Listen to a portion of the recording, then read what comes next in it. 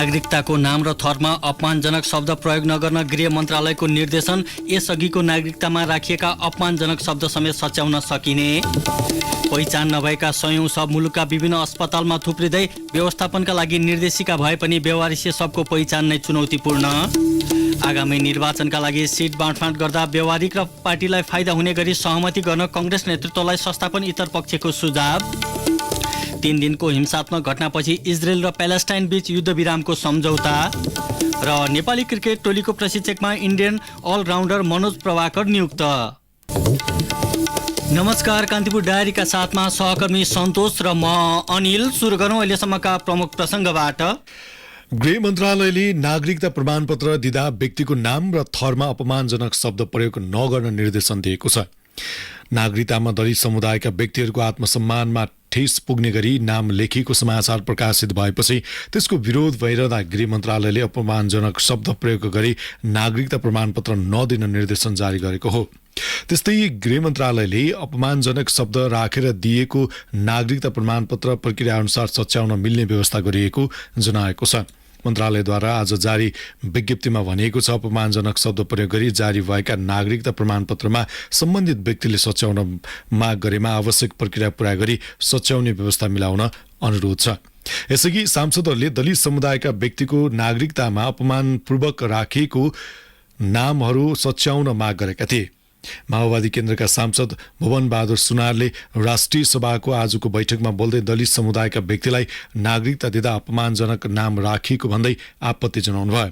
दूरदराजका दलित समुदायका व्यक्तिको नाम तत्कालीन प्रशासनले बिगारिदिएको भन्दै उहाँले उनीहरूको नाम सच्याउन माग गर्नुभयो। दूरदराजका जनतालाई नागरिकता दिँदा त्यस्तो लेख्न मिल्छ? त्यस्तो लेख्न हुन्छ? कागजमा सही गर्ने त्यस्तो नागरिकता सही गरेको हात भात्न पछि पर्दैन। यसको जिम्मेवार को? तुरुन्त यी नागरिकता सच्याउनलाई म गृह मन्त्रीसँग अनुरोध गर्दछु र यस्तो खोजी गर्नलाई राष्ट्रिय दलीय आयोग अनुगमन गर्न आवश्यक छ। राष्ट्रिय दलीय आयोग तुरुन्त पुग्नुपर्छ। कान्तिपुर दैनिकले केही दिन अघि दैलेख र बागलुङमा दलित समुदायको नागरिकतामा अपमानजनक शब्द राखिएको प्रमाण सहितको समाचार प्रकाशन गरेको थियो। कान्तिपुर डायरीमा अब कान्तिपुर सविस्तारको पालो। कान्तिपुर सविस्तार। कुनै पनि व्यक्तिको निधनपछि आफ्नो धार्मिक र सांस्कृतिक चलन अनुसार अन्तिम संस्कार गर्ने गरिएको छ। तर कतिपय मानिसहरूको शव बेवारिसी अवस्थामा भेटिँदा उनीहरूको परिवारलाई कुनै जानकारी नहुने अवस्था विद्यमान छ। अर्थात् पहिचान नभएका सयौं शव मुलुकका विभिन्न अस्पतालमा थुप्रिएका छन्। 2072 सालको भूकम्पमा पनि मृत्यु भएका मध्ये 32 शवको पहिचान समेत हुन नसकेको प्रहरीको तथ्याङ्कले देखाएको छ। पहिचान नभएका शवको व्यवस्थापनका लागि सरकारले निर्देशिका बनाए पनि बेवारिसी अवस्थामा मृत फेला परेका व्यक्तिको पहिचान गर्ने चुनौती भने कायमै छ। मुलुकका विभिन्न अस्पतालमा वर्षौंदेखि पहिचान हुन नसकेका सयौं शव छन्। सयौं शव त्यही माथि वर्षौंदेखि भन्दा अनौठो लाग्न सक्छ, तर यो यथार्थ हो। गत 2072 सालको विनाशकारी भूकम्पबाट मृत्यु भएका मध्ये 32 शवको अझै पहिचान खुल्न नसक्दा काठमाडौँको महाराजगञ्ज स्थित शिक्षण अस्पतालमा खाली जग्गामा गाडेर राखिएको छ। नेपाल प्रहरीका अनुसार पछिल्लो 14 महिनाको मात्रै तथ्याङ्क हेर्ने हो भने 400 शवको पहिचान हुन सकेको छैन। विभिन्न दुर्घटना, प्राकृतिक विपत्ति वा अन्य कुनै कारणबाट मृत्यु भई पहिचान हुन नसकेका 52 शव मात्रै त्रिवी शिक्षण अस्पतालमा छन्। पछिल्लो 5 वर्षको तथ्याङ्कले पनि पहिचान खुल्न नसकेको अवस्थामा शव फेला पर्ने क्रम निरन्तर बढ्दो देखाउँछ। आर्थिक वर्ष 2074-75 मा 254 अपरिचित शव फेला परेकोमा गत आर्थिक वर्षमा आइपुग्दा सो संख्या बढेर 377 पुगेको प्रहरीको तथ्याङ्कले देखाउँछ। यही साउन 18 सम्म 23 शव फेला परेको नेपाल प्रहरीका प्रवक्ता टेक प्रसाद राईको भनाइ छ। 2074-75 मा 254 वडा, 2075-76 मा 252, 76-77 मा 279, लगभग 300 नै भयो। 2077-78 मा 332 र 78-79 मा 377 भएको हिसाबले यो डाटा चाहिँ बढ्दो क्रम नै छ। गत आर्थिक वर्षमा फेला परेका 377 शव मध्ये 29 शवको मात्रै शनाखत भएको छ भने चालु आर्थिक वर्षमा 3 वटा शवको मात्रै परिचय खुलेको छ। सुरक्षाका हिसाबले बढी सुरक्षित मानिने बागमती प्रदेशमै बेवारिसी अवस्थाका शव धेरै फेला परेको तथ्याङ्कले दर्शाउँछ। बागमती प्रदेशमा मात्रै चालु आर्थिक वर्षको साउन 18 सम्म 9 वटा शव फेला परेका छन्। बेवारिसी अवस्थामा मृत फेला परेका व्यक्तिको साथमा परिचय खुल्ने कागजात नहुँदा शव पहिचान्न कठिनाई हुने गरेको देखिएको छ। अन्तर्राष्ट्रिय स्तरमा जस्तै नेपालमा पनि सब पहिचानका लागि फिङ्गरप्रिन्ट, फरेन्सिक रेडियोलोजी लगायतका प्रविधि उपलब्ध नहुँदा सब पहिचानमा चुनौती भएको प्रहरी प्रवक्ता राईको भनाइ छ। चुनौती भने यसको पहिचान गराउने नै गाह्रो हुन्छ। डाटाबेस हामीसँग छैन। विदेशतिर के हुन्छ भने तपाईँको हस्तरेखाहरू हुन्छ, तपाईँको फोरेन्सिक ओडोनटोलोजीको आधारमा पनि गरेको हुन्छ। यी विधिहरू सबै विधिहरू हामीसँग प्रशस्त छैन। बेवारिसी शव व्यवस्थापनको विषयमा बहस भएपछि सरकारले पहिचान नभएका तथा बेवारिसी शव व्यवस्थापन निर्देशिका नै ल्यायो, तर निर्देशिका कार्यान्वयनको पाटोमा भने प्रश्न उब्जिएको छ। समाजशास्त्री डाक्टर मीना पौडेल पहिचान हुन नसकेका शवको बढ्दो तथ्याङ्कले राम्रो संकेत नगरेको बताउँछिन्। उनले यसलाई समाजमा हराउँदै गएको मानवीयता तथा सामाजिक असहिष्णुताको संज्ञा दिएकी छिन्। उनी भन्छिन्, हाम्रो समाज कतातिर जाँदैछ भन्ने संकेत हो, यो राम्रो संकेत होइन। जिउँदै छँदा पनि समाजले, परिवारले, छरछिमेकले हेला होचो गर्ने बढिरहेछ, हिंसाहरू बढिरहेछ। मरिसकेपछि पनि उनीहरूको लासको पनि राम्रोसँग सांस्कृतिक तरिकाले अथवा मानवीय दृष्टिकोणले, पारिवारिक सम्बन्धले पहिचान गर्ने, दाह संस्कार गर्ने कुराहरूमा समाज चुक्दै गएको भनेको यो राम्रो संकेत चाहिँ होइन। सबको अवलोकन, फोटोग्राफी आधार, फोटो सहितको परिचय पत्र आधार, व्यक्तिगत विवरण तथा मृतकसँग भएका सामग्रीबाट सबको पहिचान गरिनुपर्ने सब व्यवस्थापन निर्देशिका 2078 मा उल्लेख छ। यसरी पनि पहिचान हुन नसकेमा फरेन्सिक चिकित्सक, बायोमेट्रिक, औठा छाप, आइरिस, डीएनए, फरेन्सिक एन्थ्रोपोलोजी लगायत माध्यमबाट पहिचान गर्ने व्यवस्था निर्देशिकाले गरेको छ। तर तथ्याङ्कलाई हेर्दा सब पहिचानको कार्यान्वयनको पाटो भने निकै फितलो देखिन्छ। लामो समयसम्म पनि सबको पहिचान हुन नसकेमा त्यस्ता सबलाई शिक्षण अस्पतालमा चिकित्सक शिक्षामा सिकाइ कार्यको लागि प्रयोग गरिन्छ। शिक्षण अस्पतालमा ल्याइएका बेवारिसी सबको व्यवस्थापन कसरी हुन्छ त? त्रिवी शिक्षण अस्पताल स्थित फरेन्सिक विभागका प्रमुख गोपाल चौधरी, पहिला त प्रहरीले चाहिँ पहिचान नखोलेको शव चाहिँ फेला परेको खण्डमा चाहिँ हामी कहाँ लिएर आउँछ र हामी कहाँ चाहिँ फ्रिजमा राखिन्छ होइन। र त्यसपछि प्रहरीले लास पहिचानको लागि चाहिँ यदि परिवारको चाहिँ कोही महानुभाव चाहिँ आउनु भएको खण्डमा चाहिँ सम्बन्धित प्रहरी चौकीले चाहिँ त्यसको पहिचान गरिसकेपछि पत्र साथ पहिचान खुलेको भनेर पोस्टमार्टम विभागमा चाहिँ आउँथ्यो। पत्र आइसकेपछि हामी चाहिँ सम्बन्धित फ्यामिली मेम्बर्सहरूलाई चाहिँ त्यो बडी चाहिँ जिम्मा लाग्यो। पहिचान हुन नसकेका सबलाई अन्तर्राष्ट्रिय मापदण्ड अनुरूप 12 वर्षसम्म सुरक्षित रहन सक्ने गरी राख्नुपर्ने हुन्छ। तर नेपालको निर्देशिकामा 100 दिन मात्र उल्लेख गरिएको छ। सीमित स्रोत साधनको कारण देखाउँदै पहिचान खुल्न नसकेका अधिकांश सब निर्देशिकामा व्यवस्था भए अगावै अन्त्येष्टि गरिने गरेको पनि टिप्पणी हुन थालेको छ। मानव अधिकार आम मानिसको श्वास रहुन्जेलसम्म मात्र नभएर मृत्यु पर्यन्त पनि रहिरहने राष्ट्रिय मानव अधिकार आयोगका प्रवक्ता डाक्टर टीकाराम पोखरेलको तर्क छ। उनी भन्छन्, देशको चाहिँ सीमाभित्र जन्मेको व्यक्तिले चाहिँ बाँच्न पाउने अधिकार जसरी छ त्यसै गरी मरेपछि पनि उसको चाहिँ संस्कृति, परम्परा अनि पहिचान सहितको सद्गत हुन पाउने अधिकार चाहिँ मानव अधिकार हो। त्यो मानव अधिकारको दृष्टिले हेर्दाखेरि त्यो चाहिँ अझै पनि हुन नसकेको चाहिँ देखिन्छ। कुनै पनि व्यक्तिको निधनपछि परिवारका सदस्यमा त्यसको पीडा बिस्तारै सेलाउँदै जान्छ। मृत्युलाई स्वीकार गरेको परिवारलाई फरक नपरे पनि बेपत्ता परिवारको सदस्यलाई त्यो पीडा बाँचुन्जेल रहिरहन्छ। आज घर फर्किन्छ कि भोलि घर फर्किन्छ भन्दै सधैँभरि पर्खाइमा हुन्छन्। त्यसैले देशको भूगोलभित्र जन्मिएको व्यक्ति चाहे त्यो जिउँदो होस् वा मृत अवस्थामा उनीहरूको वास्तविक पहिचान गर्ने जिम्मेवारीबाट राज्य विमुख हुन नहुने अधिकार कर्मीहरूको भनाइ छ। तसर्थ परिचय खुल्न नसकेका त्यस्ता सब पहिचानका लागि अविलम्ब सरकारले वैकल्पिक उपाय अपनाउनुको विकल्प छैन। रेडियो कान्तिपुरका लागि तुलसी अर्याल। कान्तिपुर सविस्तार।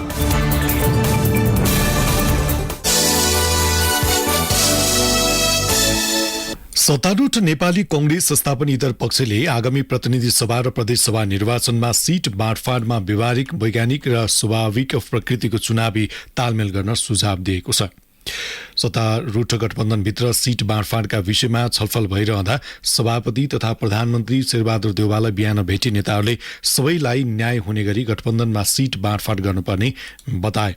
सो क्रममा नेताहरूले गठबन्धनका उम्मेद्वार विजय हुने कुरालाई केन्द्रमा राखेर गठबन्धन गर्नुपर्ने बताएको सहमहामन्त्री जीवन परियारले बताउनुभयो। नेताहरूले पार्टीको स्थानलाई उच्च तहमा राख्दै सीट बाँडफाँडमा भूमिका निर्वाह गर्न सभापति देउवालाई सुझाएका थिए। जवाबमा प्रधानमन्त्री देउवाले सीट बाँडफाँडका लागि गठित कार्यदलको सुझावका आधारमा अघि बढ्ने बताउनु भएको नेताहरूले बताएका छन्। यसैबीच सत्तारूढ 5 दलको कार्यदलको पहिलो बैठकले कांग्रेस नेता कृष्ण सिटौलालाई संयोजक तोकेको छ।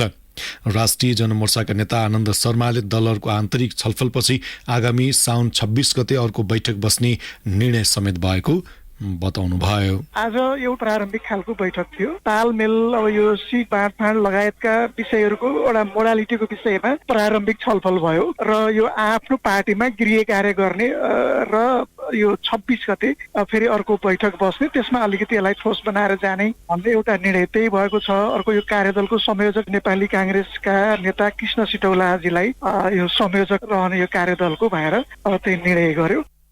सरकारले मङ्सिर 4 गते प्रतिनिधि र प्रदेश सभाको निर्वाचनको मिति घोषणा गरेसँगै दलहरू आन्तरिक छलफलमा जुटेका छन्।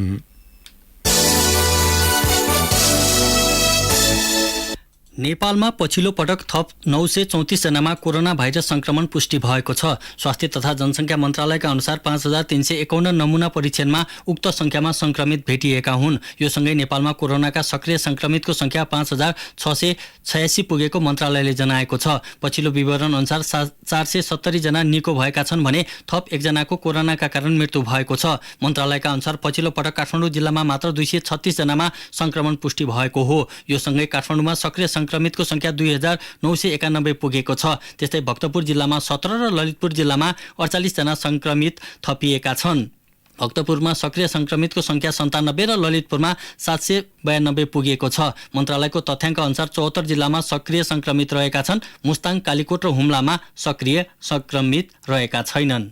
कान्तिपुर डायरीमा अब ब्रेकको पालो। अब बाँकी प्रसङ्ग। काठमाडौँ उपत्यकामा ग्यासबाट चल्दै आएका निलो माइक्रो र टेम्पो विस्थापित गर्ने लामो समयदेखि चर्चामा रहे पनि कार्यान्वयन हुन सकेको छैन। सन् 1998 मा 3 पाङ्ग्रे टेम्पो र 2000 देखि ग्यासबाट चल्ने निलो माइक्रो काठमाडौँमा सञ्चालनमा आएको हो। बागमती प्रदेश सरकारले गत वर्ष 2078 चैत्र 24 गते कार्यविधि बनाएर ती सवारीलाई विद्युतीय ट्याक्सीमा सट्टापट्टा गर्ने भने पनि कार्यान्वयन हुन सकेको देखिँदैन। प्रदेश सरकारकै कार्यक्रमलाई सङ्घीय सरकारको नयाँ बजेटले पनि सम्बोधन गरेको छ, तर कार्यान्वयनको पाटो सधैँ उस्तै फितलो छ। एक रिपोर्ट। बागमती प्रदेश श्रम रोजगार तथा यातायात मन्त्रालयका प्रवक्ता हरिहर पोखरेल उपत्यकामा सञ्चालित निलो माइक्रो र ग्यास ट्याम्पोले सडक जाम गरेकाले 20 वर्षदेखि चल्दै आएको यातायातलाई विस्थापित गर्नु परेको बताउँछन्। प्रदेश सरकारले यसको सट्टामा विद्युतीय ट्याक्सी दर्ता गर्ने भनिए पनि मापदण्ड नै बनाउन नसकेको उनी बताउँछन्। सकेसम्म हाम्रो चाहिँ प्रायोरिटी भनेको ठुला गाडी राखौँ, साना गाडीले चाहिँ धेरै सवारी चाहिँ ओभरट्यो भन्ने ट्राफिक जाम भयो भन्ने मेन प्रायोरिटी त्यो थियो। अब व्यवसायहरूको माग पनि उनीहरूको सञ्चालन गरिरहेको कुरा पनि व्यवसाय गर्न पाउनुपर्छ भन्ने माग पनि छ। अब मध्यनजर गरेर कसरी समस्या समाधान गर्न सकिन्छ भनेर हामीले इलेक्ट्रिकलको चाहिँ बाटो समाधान गर्न सकिन्छ कि भनेको त्यसमा पनि अलिकति अहिले व्यवसायको विरोधको कारणले हामीले चाहिँ अहिले सट्टा दर्न सकेका छैनौँ होइन। कुनै तरिकाबाट चाहिँ समाधान गर्ने विषयमा छलफल गर्दा। तर उपत्यकाभित्र सञ्चालित निलो माइक्रो र टेम्पोको योगदान सरकारले बुझ्न नसकेको नेपाल यातायात राष्ट्रिय महासंघका वरिष्ठ उपाध्यक्ष सरोज सिटौलाको आरोप छ।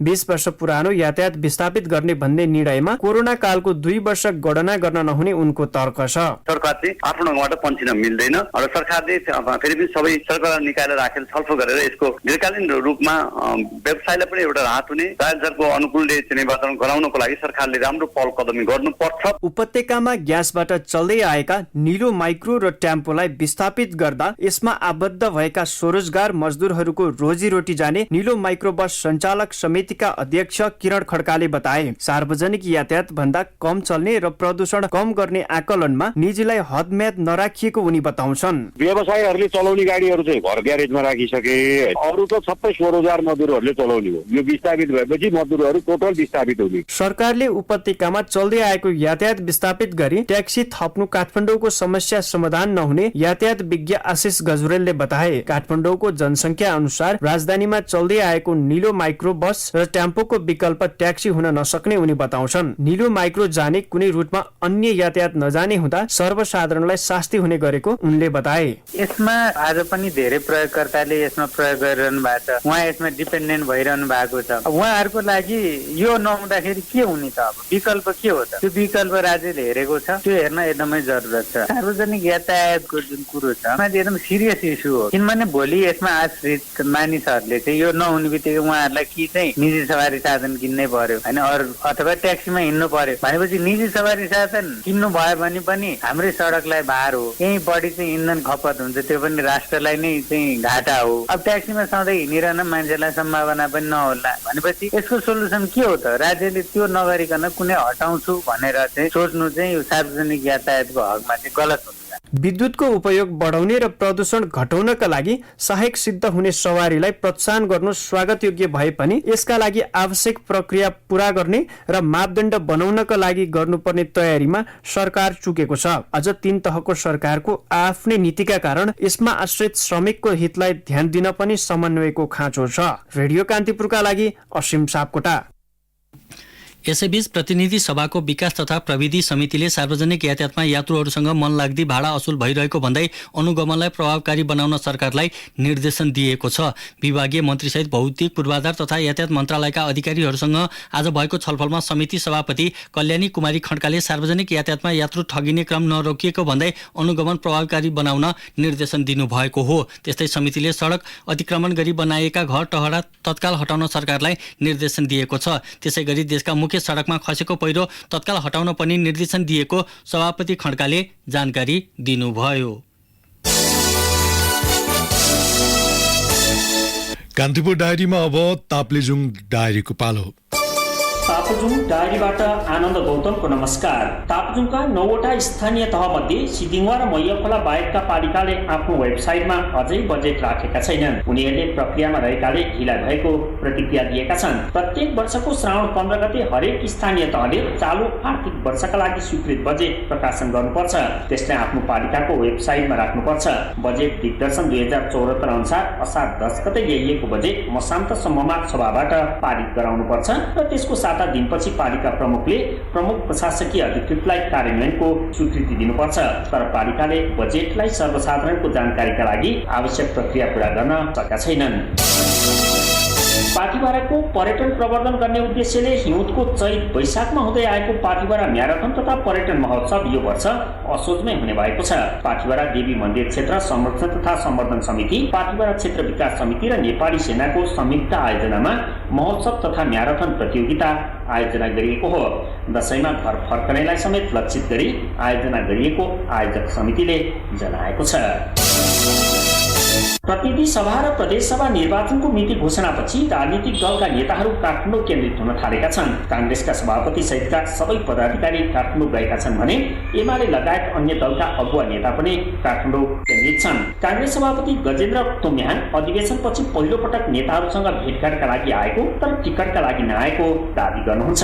एमालेका नेताहरू 25 गते जिल्लामा प्रशिक्षण रहेको र त्यसपछि जाने बताउँछन्। ताप्लेजुङको मेरिङदेन गाउँपालिका 2 सान्थाक्रामा भएको आगलागीमा 50 लाख मूल्य बराबरको पुस्तक जलेको छ। मेरिङदेन गाउँपालिका र प्रहरीको तथ्याङ्क अनुसार लामाहरूको वर्षौं पुराना पुस्तकहरू जलेका हुन्। गाउँपालिका अध्यक्ष युगानवीर हाङ्गाम डम्बरका अनुसार आगलागीबाट लामा समुदायको पुराना दस्तावेज सहितका पुस्तक नष्ट भएको पाइएको हो। अवस्था ताप्लेजुङ डायरी आजलाई यति नै। म आनन्द गौतम बिदा माग्छु। नमस्ते। कान्तिपुर डायरीमा पुनः ब्रेकको पालो। कान्तिपुर डायरीमा अब आर्थिक प्रसङ्ग। नेपाल भारत पेट्रोलियम पाइपलाइनको दोस्रो चरणको काम छिट्टै सुरु हुने भएको छ। नेपाल आयल निगम र भारतीय आयल कर्पोरेसनका अधिकारीहरूबीच हालै भएको छलफलमा उक्त कार्य अघि बढाउने सहमति भएको निगमका प्रवक्ता विनित मणि उपाध्यायले जानकारी दिनुभयो। परियोजना अन्तर्गत अम्लेखगञ्जमा पेट्रोल भण्डारणका लागि 40 लाख लिटरको 2वटा ट्याङ्की निर्माण हुने भएको छ। नेपाल आयल निगम र भारतीय आयल कर्पोरेसन बीच पहिलो चरणमा डिजेलको र दोस्रो चरणमा पेट्रोलको पाइपलाइन विस्तार गर्ने सम्झौता भएको थियो। शेयर कारोबार हुने साताको दोस्रो दिन नेप्से घटेको छ। हिजो 10.27 अङ्कले बढेको बजार आज 17.67 अङ्कले घटेर 2106.16 बिन्दुमा पुगेको छ। त्यस्तै ठूला कम्पनीहरूको मापन गर्ने सेन्सिटिभ परिसूचक 3.41 अङ्कले घटेर 406.14 बिन्दुमा पुगेको छ। आज 214वटा कम्पनीको 65,27,000 भन्दा बढी किता शेयर खरिद बिक्री हुँदा 2,85,70,00,000 रुपियाँ भन्दा बढीको कारोबार भएको नेपाल स्टक एक्सचेन्जले जनाएको छ। कान्तिपुर डायरीमा अब अन्तर्राष्ट्रिय प्रसङ्ग। इजरायल र प्यालेस्टाइन बीच 3 दिनको हिंसात्मक घटनापछि युद्धविरामको सम्झौता भएको छ। 3 दिनको अवधिमा 43 जनाको मृत्यु भएको अन्तर्राष्ट्रिय सञ्चार माध्यमहरूले जनाएका छन्। प्यालेस्टाइनी इस्लामिक जिहाद समूहले इजिप्टका मध्यस्थकर्ताको सहयोगमा युद्धविरामको सम्झौता भएको बताएको छ।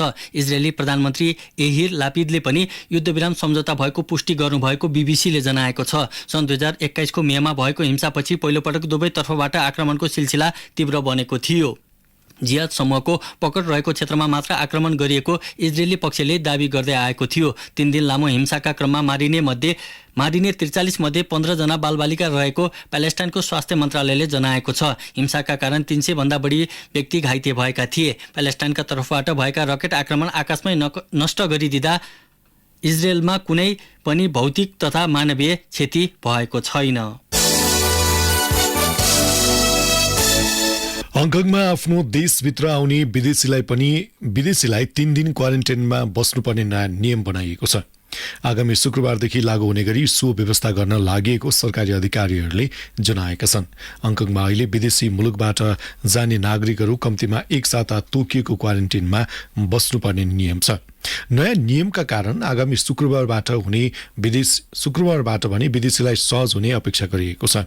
3 दिन अनिवार्य क्वारेन्टाइनमा बसेपछि उनीहरूले सार्वजनिक स्थलमा जान पाउनेछन्, तर बार, जिम तथा मनोरञ्जन स्थलमा जान भने थप 4 दिन चिकित्सकीय निगरानीमा बस्नुपर्ने नियम बनाइएको हङकङको सरकारले बताएको छ।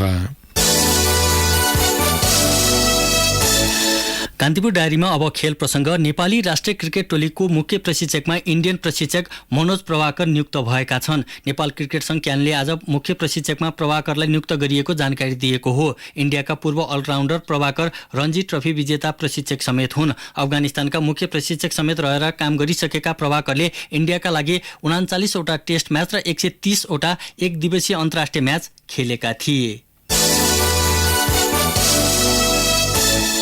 नेपालमा निर्मित विश्वकै सर्वाधिक उचाइको गल्फ कोर्समा पहिलो प्रतियोगिता आयोजना हुने भएको छ। मुस्ताङको लुमाङथान स्थित मुस्ताङ गल्फ कोर्समा आगामी भदौ 11 गते top of the world golf challenge हुन लागेको हो। मुस्ताङ गल्फ कोर्स समुद्र सतहदेखि 4,645 मिटरको उचाइमा निर्माण गरिएको छ। राजधानीमा आज आयोजित पत्रकार सम्मेलनमा गण्डकी प्रदेश सभाका सदस्य इन्द्रधारा विष्टले सो कोर्समा यसपटक 9 होलको प्रतियोगिता आयोजना हुने जानकारी दिनुभयो। प्रतियोगिताको आयोजना लुमाङथाङ गाउँपालिकाले गर्दैछ। प्रतियोगितामा 4 महिलासहित कुल 28 गल्फरले प्रतिस्पर्धा गर्नेछन्। यसअघि सिक्किमको एक गल्फ कोर्सलाई सर्वाधिक उचाइको गल्फ कोर्स मानिन्छ। सो गल्फ कोर्स 3,970 मिटर उचाइमा छ। प्रतियोगिताको सफल आयोजनापछि गिनिज बुक अफ वर्ल्ड रेकर्डका लागि आधिकारिक पत्रचार गरिने प्रोफेसनल गल्फर एसोसिएसनका महासचिव दीपक आचार्यले जानकारी दिनुभयो। आगामी मङ्सिर 4 गते हुने प्रदेश सभा र प्रतिनिधि सभाको निर्वाचनको असर 9औं राष्ट्रिय खेलकुद प्रतियोगितामा नपर्ने राष्ट्रिय खेलकुद परिषद राखेपका सदस्य सचिव टङ्कलाल घिसिङले बताउनु भएको छ। नेपाल खेलकुद पत्रकार मञ्च गण्डकीले पोखरामा आयोजना गरेको पत्रकार सम्मेलनमा बोल्दै उहाँले निर्धारित मितिमै प्रतियोगिता हुने दावी गर्नुभएको हो। निर्वाचनलाई असर नपर्ने गरी निर्वाचन आयोग र सरकारसँग आवश्यक परामर्शसहित घोषित मितिमै प्रतियोगिता आयोजना गर्न लागि परेको सदस्य सचिव घिसिङले बताउनुभयो। 9औं राष्ट्रिय खेलकुद प्रतियोगिता आगामी असोज 28 देखि कार्तिक 3 गतेसम्म गण्डकी प्रदेशमा हुने तय भइसकेको छ। अन्डर 17 सब च्याम्पियनसिपका लागि छनौट भएका राष्ट्रिय युवा टोलीको बन्द प्रशिक्षण सुरु भएको छ। छनौटमा परेका 45 खेलाडीको बन्द प्रशिक्षण ललितपुरको साधुबाटो स्थित इन्फा मैदानमा सुरु भएको अखिल नेपाल फुटबल संघ इन्फाले जनाएको छ। खुला छनौट मार्फत 700 भन्दा बढी खेलाडी मध्येबाट प्रारम्भिक चरणमा 60 खेलाडी छनौट गरेको इन्फाले 15 खेलाडी बाहिर राख्दै बन्द प्रशिक्षणमा 45 खेलाडीलाई समावेश गरेको छ। श्रीलङ्कामा अर्को महिना आयोजना हुने अन्डर 17 साफ च्याम्पियनसिपका लागि अन्तिम टोलीको घोषणा चाँडै गर्ने अन्डर 17 टोलीका मुख्य प्रशिक्षक उर्जन स्वास्थ्यले जानकारी दिए। जाँदा मुख्य समाचार फेरि एकपटक। नागरिकताको नाम र थरमा अपमानजनक शब्द प्रयोग नगर्न गृह मन्त्रालयको निर्देशन। यसअघिको नागरिकतामा राखिएका अपमानजनक शब्द समेत सच्याउन सकिने। पहिचान नभएका सयौं सब मुलुकका विभिन्न अस्पतालमा थुप्रिँदै व्यवस्थापनका लागि निर्देशिका भए पनि बेवारिसी सबको पहिचान नै चुनौतीपूर्ण। आगामी निर्वाचनका लागि सिट बाँडफाँड गर्दा व्यवहारिक र पार्टीलाई फाइदा हुने गरी सहमति गर्न नेपाली कङ्ग्रेसको नेतृत्वलाई संस्थापन इतर पक्षको सुझाव। 3 दिनको हिंसात्मक घटनापछि इजरायल र प्यालेस्टाइन बीच युद्ध विरामको सम्झौता। र नेपाली राष्ट्रिय क्रिकेट टोलीको प्रशिक्षकमा इन्डियन अलराउन्डर मनोज प्रभाकर नियुक्त। अवस्था कान्तिपुर डायरीका आजका सम्पूर्ण बुलेटिन यही नै सकिन्छ। भोलि बिहान 6:30 बजे हाम्रो नियमित बुलेटिनका साथमा आउने नै छौँ। तबसम्मका लागि सहकर्मी सन्तोष र म अनिल आज्ञा माग्छौँ। नमस्ते, शुभरात्रि।